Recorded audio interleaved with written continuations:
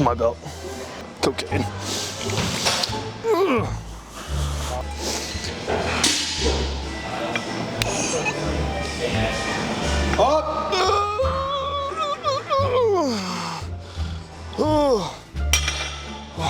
Bro, I think I shit my pants.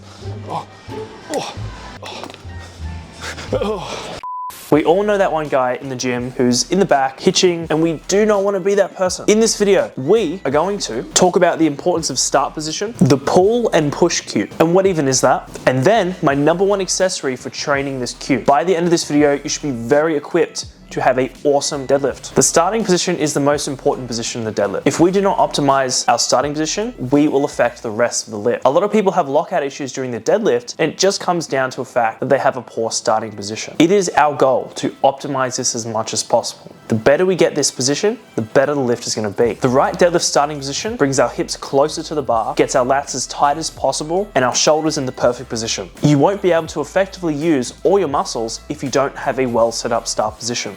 Which brings me back to my favorite cue, the pull and push cue. No, I'm not talking about pushing away the girls and pulling in the homies. I'm talking about deadlift cue, just to make sure that we're on the same page. I know sometimes you can get confusing. The idea with this cue is that we pull the slack out of the bar completely, bringing our chest up, and once we are as tight as possible, we push through the floor as hard as we can. What this does is it brings the hips into an optimal position, and then from there, we push through the ground as hard as we can, meaning we lift the most weight. That is very cool. This is much better than as opposed to just like gripping and ripping the bar. A lot of lifters have a small amount of success with that, and yes, it can look pretty sick to just yank the bar off the floor, but if you're not actually setting your lats and putting your hips in a good position, you're eventually going to be limited in strength. You need to be learning how to maximize these variables. And so really taking the time to set up and get in good position and then push through the floor is a very, very, very effective way of getting all these variables in check. Hang on, I have an idea.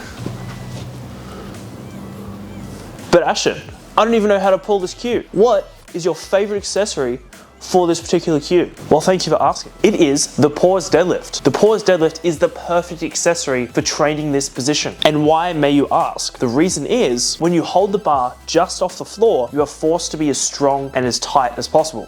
Did somebody say tight? Damn, I really appreciate you teaching me, Ashton. I reckon you're a pretty good coach, and I should subscribe right now. That is why the pause deadlift is so good. If you can master the pause deadlift, I can guarantee you that you will have a better start position. The pause deadlift is a key in my coaching when I program my athletes. My athletes have had so much success using the pause deadlift that the first time Taj deadlifted 200 kilos, he paused it for a set of 3. I have seen some insane progress by pause deadlifts. And so give it a consideration in your programming. How would I go about programming the pause deadlift? Anywhere from sets of 3 to 4 are very effective. You can use top sets with pause deadlifts, which can be quite useful as well. Or you can just use straight sets of, let's say, 4 to 5. It is a great secondary deadlift day accessory, and I think you should definitely include it. Thank you for watching this video. Just a quick reminder to hit that like and subscribe button if you found this in any way valuable. I appreciate your attention. If you would like to know a little bit more about me, head over to the first link in the description, which will take you to my website. YouTube has decided that this is a great video for you to watch. You should definitely click it, and I will see you over there. Again, thank you.